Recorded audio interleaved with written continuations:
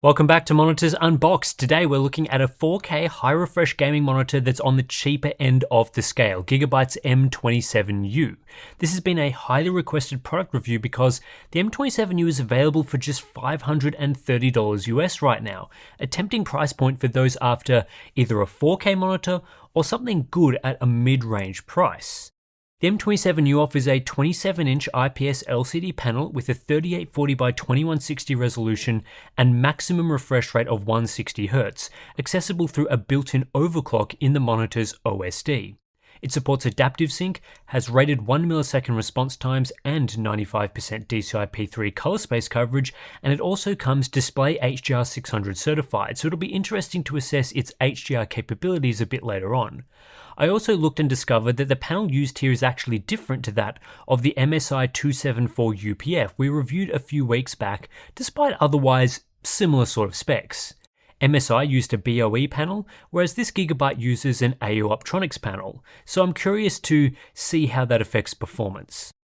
If you've seen any of my previous Gigabyte monitor reviews, you'll know what to expect from a design standpoint because the M27U looks basically the same as other M-series monitors.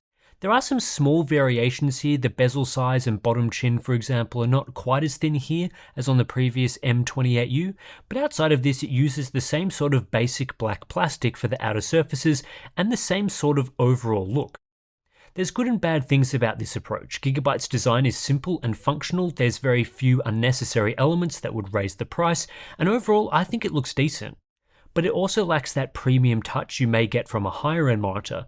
The build quality is fine but not amazing, there's no cool RGB LED lighting effects if that's something you're after, and the stand only supports height and tilt adjustment.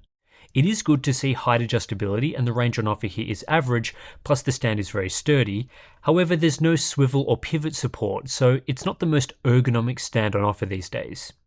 Gigabyte offer a good range of connectivity featuring one DisplayPort 1.4 with DSC, two HDMI 2.1 ports with DSC, a USB-C port that supports DP Alt mode, and a 3-port USB 3.2 Gen 1 hub. Like several other Gigabyte monitors, the HDMI 2.1 ports are 24 gigabits per second, so they require DSC for the full 4K 160Hz signal using RGB color, which does limit compatibility with some input devices, but is typically not a big deal and is a non-issue for PC users. The USB-C port does support power delivery, but only at 18 watts, so not enough to charge most laptops at a suitable speed. However, there is a KVM switch, which on this sort of monitor is very handy. It's great that Gigabyte didn't cut this feature from the M28U to save costs on the cheaper M27U. The OSD is controllable through a directional toggle on the rear. It uses Gigabyte's standard interface, which includes quite a few gamer features like crosshairs, a refresh rate counter, timer, Gigabyte's dashboard feature that integrates with PC software, there's black boosting, and a good range of color controls. There are no settings to control HDMI or DisplayPort deep sleep. It's time to assess motion performance, and as usual, Gigabyte offer 5 overdrive settings. I'll start with the off mode, which delivers a 10 millisecond average response time with no overshoot, so this is pretty typical overdrive disabled behavior. Native panel performance looks okay, but I suspect most gamers will opt to use overdrive. At 160Hz using the picture quality setting, Gigabyte improved performance to a 6.45 millisecond average, and there is a small amount of inverse ghosting introduced here with some of the closest transitions. This is typically hard to notice, and we see a good level of cumulative deviation. We're also able to confirm that refresh compliance is around 60% for this combination of overdrive and refresh rate, which is suitable. The bounce mode is a supercharged version of the picture quality mode. Response times are faster, now at a 4.69 millisecond average, but overshoot has also increased, again mostly for those closer transitions. The PQ and bounce modes have pretty similar cumulative deviation, and they are similar visually as well, the PQ mode a bit slower, the bounce mode with a bit more overshoot. I personally prefer the PQ picture quality mode over bounce at the max refresh rate, but it's not a strong recommendation, there's not much in it. The speed mode is not especially usable in my opinion, pushing up overshoot significantly, leading to an inverse ghosting rate of 46%. Cumulative deviation is worse than previous modes tested, so I wouldn't recommend using it. For variable refresh rate gamers, there's a clear choice here, and that's the picture quality mode. This mode delivers the best experience with minimal overshoot down to around 100 or 85 Hz. At 60 Hz, this setting does have a small amount of overshoot visible in things like the UFO test, but this doesn't impact gaming all that much, and if it bothers you, you can reduce the overdrive setting to off. I'd say this monitor does qualify for a single overdrive mode experience, as the picture quality mode is good enough to set and forget while gaming across a wide range of refresh rates. In contrast, the bounce mode has performance quickly fall away at refresh rates below 160 Hz. For example, at 120 Hz, the inverse ghosting rate rises to 35% and hits 43% at 100 Hz, which is the sort of range you might be using with a 4K monitor on a regular basis. For this reason, I just stick to the picture quality mode. Also worth mentioning briefly is that Gigabyte do offer a Smart OD setting, which changes the overdrive setting at different refresh rates. However, this setting continually chooses the wrong overdrive to use, typically opting for a higher mode with more overshoot than I'd like to see. Ideally, it would use picture quality overdrive with perhaps off at lower refresh rates, but it appears to mostly stick with bounce or even speed settings. This is an issue that I've continually brought up with Gigabyte's Smart OD overdrive across many monitors now, and it's something that years later they still haven't improved or fixed. Compared to other monitors at their maximum refresh rate using their best overdrive settings, the Gigabyte M27U ends up with a modest result. This new Gigabyte model does outperform the MSI 274 UPF, which isn't a surprise as I wasn't overly impressed with the MSI's tuning. However, compared to some of the better 27-inch 4K monitors, the M27U is average. If I had chosen the bounce setting as the best setting, it has a 4.7 millisecond response time with a 22% inverse ghosting rate. So this would have put it into the range of the Asus VG28 UQL1A, but with a higher amount of overshoot. So the reason the M27U is lower down in the charts is due to the availability of a less aggressive overdrive setting. With that said, a monitor like the Sony InZone M9 offers a similar level of overshoot, but a faster response time. The M27U delivers good performance on average across the refresh rate range, but again, it's not a chart topper and doesn't provide the best speed I've seen from an IPS LCD. It's around 1 millisecond slower than the VG28 UQL1A or M28U, with a 10 percentage point reduction in inverse ghosting, so once again it's more balanced. However, there are products on the market that offer similar overshoot on average with faster response times, like the Samsung Odyssey Neo G7, or offer similar response times with less overshoot, like the Cooler Master GP27U. So the Gigabyte M27U ends up being good without being great. Cumulative deviation quantifies this balance between speed and overshoot. On average, the M27U is pretty similar to other 4K IPS gaming monitors with a result of 536.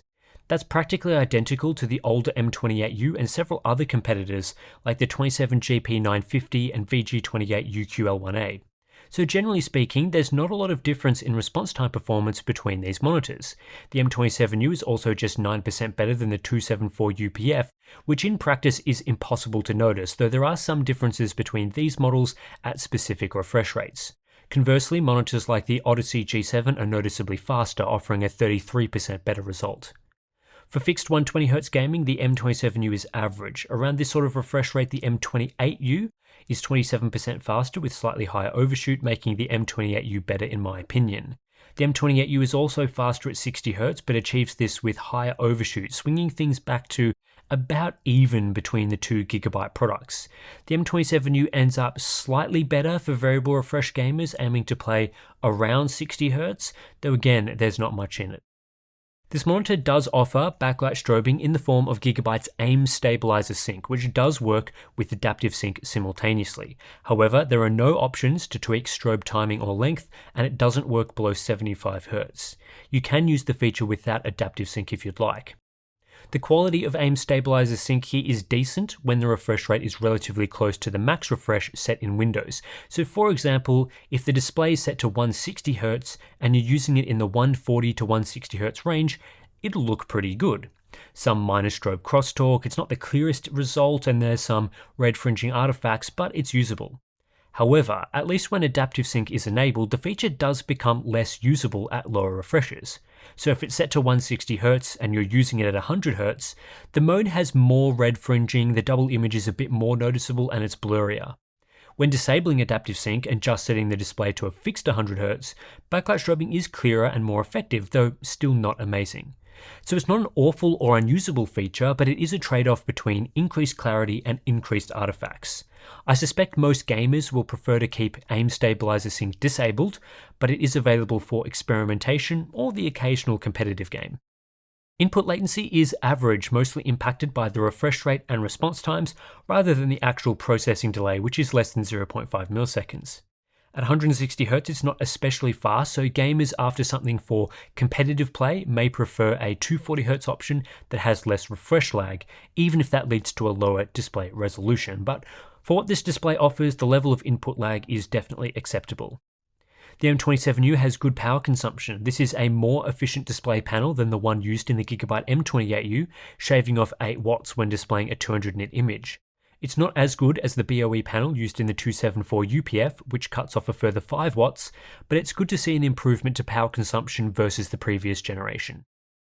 Color space coverage is okay, coming in at 93% DCI P3, so it's a wide gamut monitor, but it doesn't have complete P3 coverage like some other premium displays. This leads to 71% Rec 2020 coverage, a good result, though not a substantial uplift over the M28U. Quantum dot enhanced displays like the AW3423 DWF and GP27U are still the best options for the widest color space coverage. Factory performance was a little disappointing given how good some of Gigabyte's previous monitors have been, although overall it's just average. The color temperature on my unit was slightly orange and the gamma was too high, leading to average delta E's. It also ships without a gamut clamp enabled by default, so for regular SDR content like YouTube videos and some desktop apps, this leads to a small amount of oversaturation and mediocre delta E's. In comparison to other monitors, factory grayscale performance is mid-table and not as good as the M28U. However, it isn't all that bad either, as there are some 4K high refresh gaming monitors I've tested with worse out-of-the-box results. Color checker performance is also in the mid to lower parts of the table. Gigabyte do offer an sRGB mode, which annoyingly has settings like white balance locked. However, grayscale performance is actually better in this mode than in the default mode, with the color temperature improving and overall delta E is now at 4.6, which is decent. The gamut clamp is also effective, although it isn't perfect and there are still some errors which lead to a delta E above 5 in ITP, which is the threshold we consider to be adequate factory calibration. However, the sRGB mode does compare favourably to other monitors. It's pretty decent for grayscale, although not as good as the excellent M28U. Color checker is only mid-table though, a few additional tweaks would have benefited this mode. The best way to achieve accurate performance is through a full calibration, and we used CalMan for this. For sRGB, I achieved excellent accuracy, the only concern being the very tip of the blue spectrum. For P3, it's a more limited result as the color gamut of the monitor isn't 100%, but for casual wide gamut users, this is a sufficient result. If you require P3 accuracy for professional productivity work, I'd probably consider a more premium display that offers full coverage of that spectrum, or even something with proper Adobe RGB support if you need it. Maximum brightness is good at 377 nits. That is very sufficient for most use cases, especially with the matte finish on this monitor. It's also 24% brighter than the M28U, and even more so over some of the other monitors to use the same panel, which is a great result for people that want a bright display. Minimum brightness is average though at just 63 nits, whereas the M28U bottoms out at 39 nits. The one disappointing aspect to the M27U was its contrast ratio, which ended up at 912:1 after calibration. Initially I recorded contrast bang on 1000:1 out of the box, but unfortunately this reduced to 912:1 after correcting its grayscale accuracy. This isn't a disastrous result, but it does fall 13% behind the previous M28U model. I suspect there is some variance here, as I've seen other reviews put the M27U more in the 1000:1 range, but nonetheless contrast is not an impressive aspect to this monitor. Viewing angles are good from this IPS display, which is pretty typical. Uniformity was decent, the center section of my unit was very consistent, with only some fall off on the left and right edges. This is a decent quality panel in this regard, although you can expect some panel variance unit to unit. I'll briefly touch on HDR performance here, as the M27U is rated as display HDR 600, which might make some buyers think this panel is capable of a good HDR experience. Unfortunately, the actual hardware support for HDR is only 8 edge-lit zones, and in my testing I saw brightness no higher than around 570 nits. So at best this is a semi-HDR monitor, realistically closer to fake HDR. Edge-lit local dimming is not sufficient for increasing the contrast up to the standard required for HDR, as each zone is far too large compared to proper HDR-capable dimming systems like full-array local dimming. In the absolute best cases, the M27U can dim up to a contrast ratio of about 5,000 to 10,000 to 1, but even that falls short of what we consider the minimum for HDR. Most of the time, each zone will be fully activated, resulting in a true scene contrast more like 900 to 1, which is the panel's native contrast, or even less at times.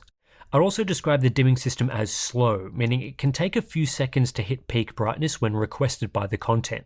HDR accuracy is also somewhat lackluster, with a minimum panel luminance of just 0.05 nits. I wouldn't buy this monitor for HDR gaming, and I don't think the HDR experience is very good. When enabling HDR, the image will look different, as the EOTF curve is different to the curve used for SDR content, and the panel gets brighter. But outside of this, it lacks the hardware capabilities for a good HDR experience. Final section is the Hub Essentials checklist. Gigabyte does a good job in the design section and has recently improved their marketing images to feature the correct bezel size. However, a few of the color performance specs are overstated. I recorded below the listed numbers for brightness, color space, and contrast. Motion performance I also felt was a bit misleading with the claims of a 1 millisecond response time. Gigabyte do say this is an MPRT response, not gray to gray, but I don't think this adequately describes the motion characteristics of the panel. However, the rest of the motion section is good, with decent refresh compliance and a single overdrive mode experience. HDR performance is problematic, as I was just talking about, as the panel is only capable of a semi-HDR experience. It has a low zone count backlight and inadequate contrast for HDR, as well as lackluster brightness. However, I didn't experience any issues or defects with this monitor, so smooth sailing in the final section of the checklist. If we ignore the price for a moment, the Gigabyte M27U ends up as a pretty typical 4K 160Hz IPS gaming monitor. There's no really disastrous areas to performance, and the overall package is well balanced between response time speeds and color quality. At the same time, there's no standout areas either. It's rare for the M27U to be a class-leading performer in any one category, and there's no especially unique features. But for a budget to mid-range monitor, that's not a bad thing. It's better to get a balance of performance and features, in my opinion, than a couple of standout areas with a couple of really big flaws. Gigabyte have opted for a decent quality panel, they've optimized it to an okay degree, and they haven't added any gimmicks to unnecessarily inflate the price. That's usually enough to be a winner if the price is right. Dialing down a bit further, motion performance is pretty good here and typical of current generation IPS LCD panels. At 160Hz, it's not especially amazing, but for variable refresh rate gaming, it's quite good and offers an experience equivalent to the popular Gigabyte M28U from a few years ago. With the 4K resolution, it's really well built for those stunning single-player experiences. You'll get a nicely detailed presentation, and it's of course good for productivity work as well. It's a shame the HDR capabilities really aren't there, although at this price point, it's not a deal breaker. Other aspects to color performance are acceptable. Okay wide gamut coverage, reasonable factory calibration in the sRGB mode, great brightness and uniformity. The only disappointing aspect was perhaps the contrast ratio, which fell short of my expectations even for an IPS LCD. Again, there's no area to performance that really stands out, it's mostly all about balance. What Gigabyte have really nailed is the price. $530 is an excellent position for the M27U in the current market, and its MSRP of $550 is also pretty great. In my opinion, this is a better monitor than the recently released MSI 274 UPF that cost $600, and I also think it's much better value than more pricey 4K displays for gaming, like the LG 27GP950 or Asus VG28 UQL1A. But there are two products right now that really catch my eye as strong competitors. One is the Gigabyte M28U, which I've seen for as low as $430. That's an outstanding deal given the M28U offers similar performance to the M27U in most areas. At that sort of price difference, you'd be mad not to consider the older 28-inch model. But a more typical price for the M28U and also the current price for the similar MSI MAG281 URF is in the $500 to $550 US range. I don't have a definitive answer on which of those models priced around $500 would be best, as they're all pretty close in performance and capabilities. The M27U is more frequently the cheaper model as it has the lowest MSRP, so I suspect at many points it will provide the best value both in the US and in other regions. But if you see a great deal on an older monitor like that MSI or the M28U, I'd lean towards the cheapest available model as they're all quite similar, unless there's a specific characteristic that you are after. Anyway, that's it for this review of the Gigabyte M27U. If you're interested in supporting the channel and our independent testing that we do here, then please do consider supporting us on Patreon or Floatplane. Links to those are in the description below. You get access to some cool benefits and bonuses like our Discord community where you can chat about monitors and other PC gaming related stuff.